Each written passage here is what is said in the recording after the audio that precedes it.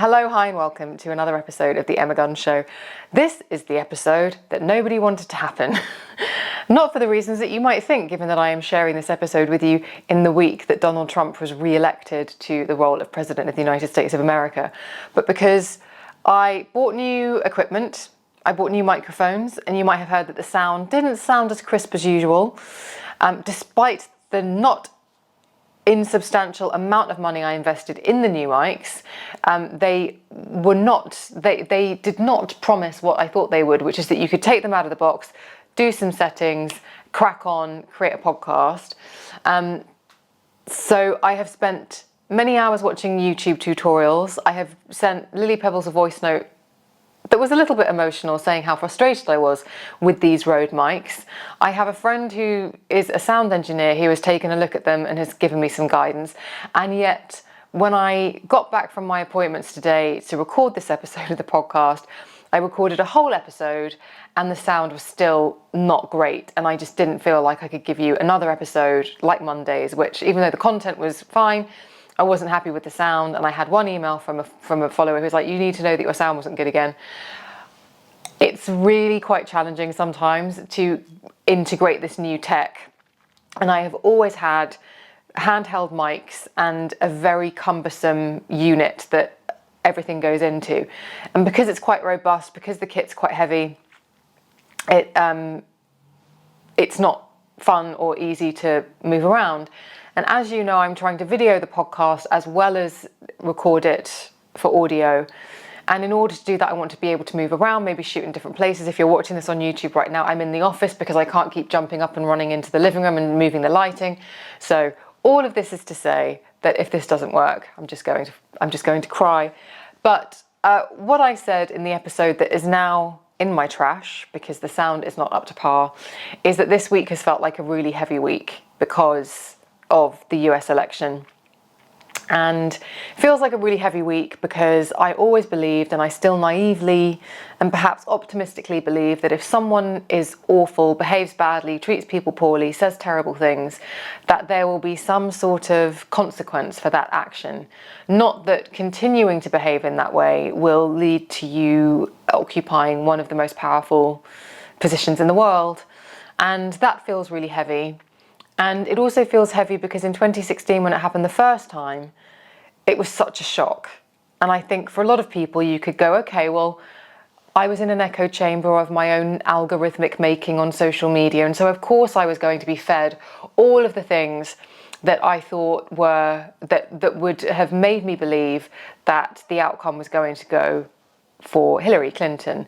Indeed, when the Brexit referendum happened, I think a lot of people, particularly in London, couldn't fathom the idea that people would vote Leave because all we were being fed in this very London bubble was Remain, Remain, Remain.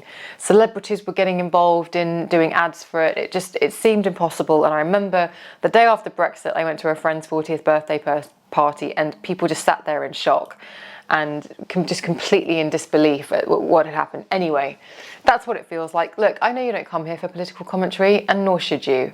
I'm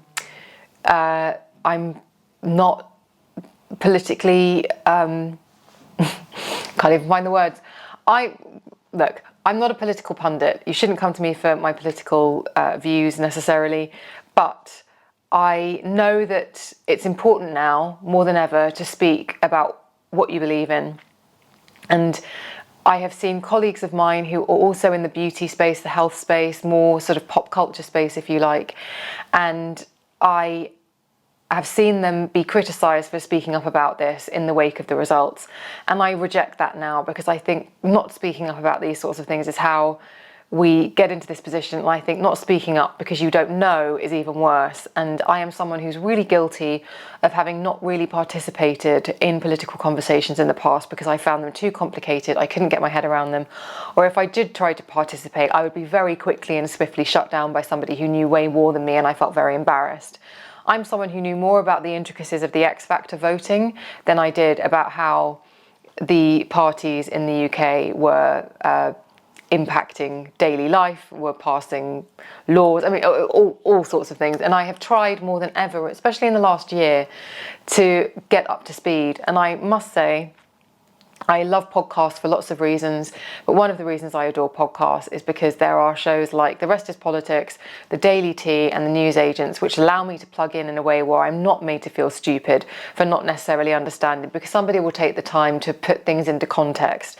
So I've said before, trying to engage in politics as somebody who hasn't really been able to get their head around it, has been like walking into an A-level class when you're still trying to get your head around GCSE maths or whatever.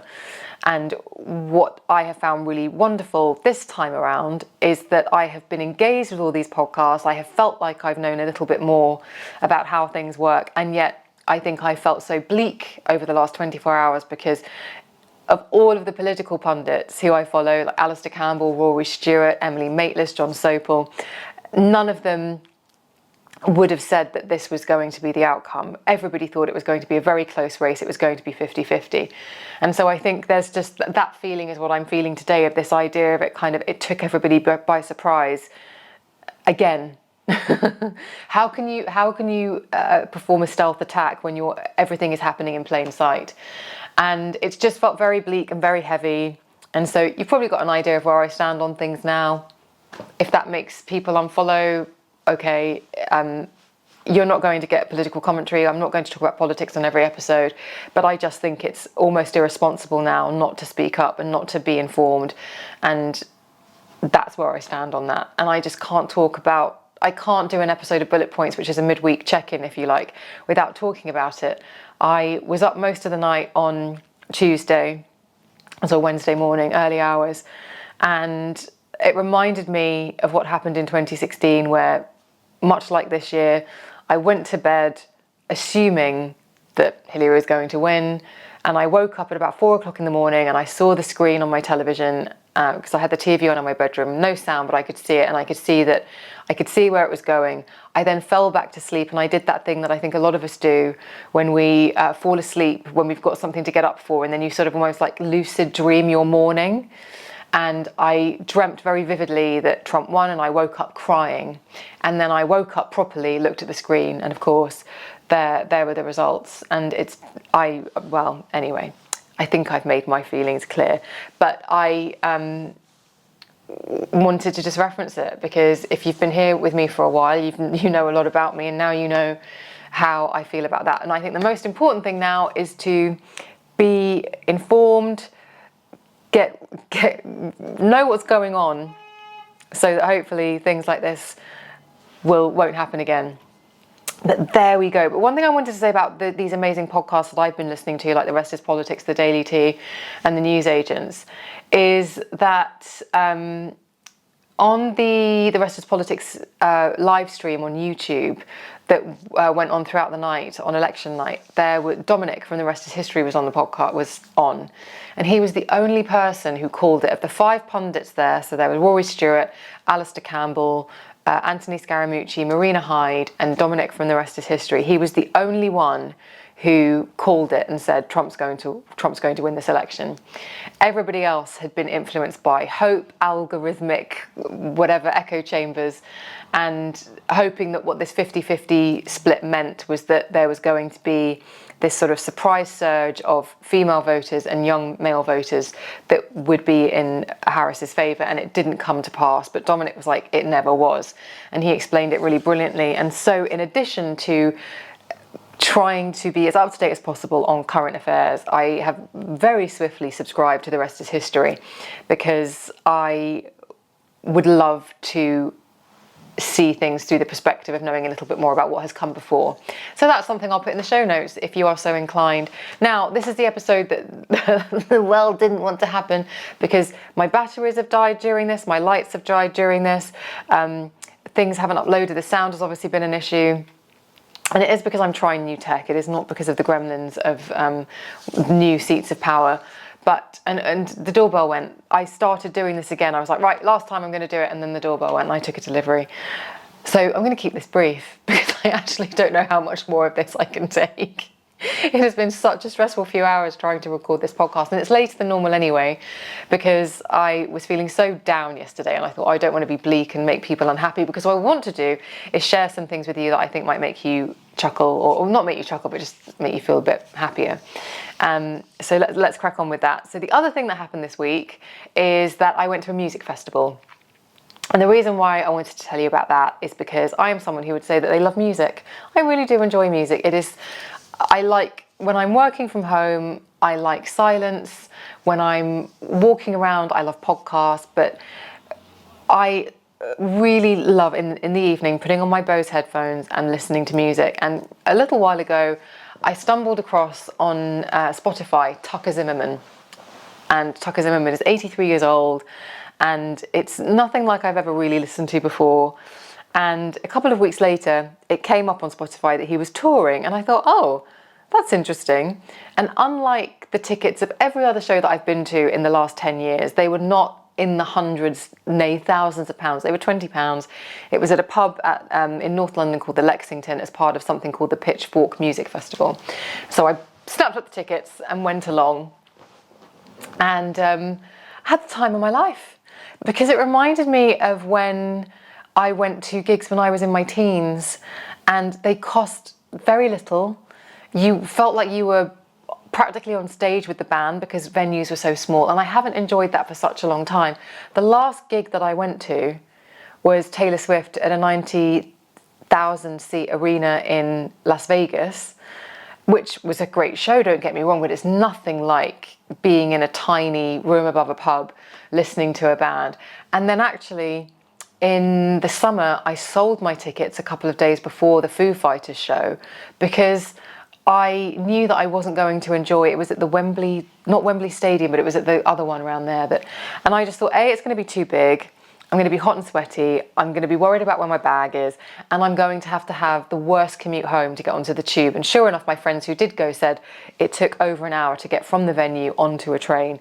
And that's just not part of the experience. I mean, this time the gig finished and I was down the fire escape and out in a taxi within 5 minutes. It was glorious, and it just made me remember why it was that I loved live music in the first place.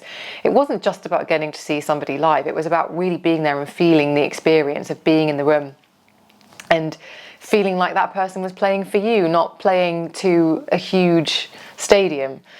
So I encourage you, if you are someone who enjoys music, find something local, inexpensive, and connect with that, because it was really lovely.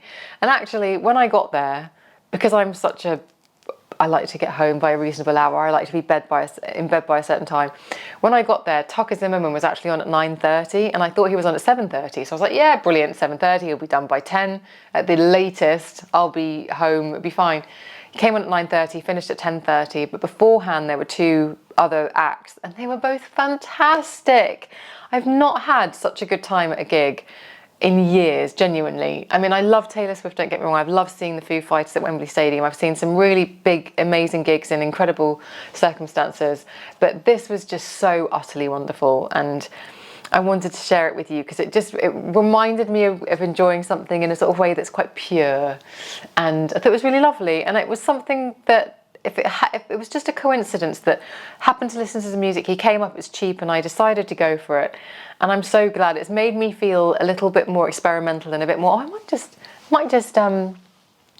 take a chance on a few things again in the future, rather than getting into big long wait lists on Ticketmaster for gigs that are coming up that are going to be massively oversubscribed, that it's going to feel like some sort of elite, like Hunger Games to get tickets. I'm just, maybe this is the way for me to go. And the other thing I wanted to share with you, which is really sweet, is that I'm just back from an appointment. I just met Marina, who is the founder of Wonder Skin.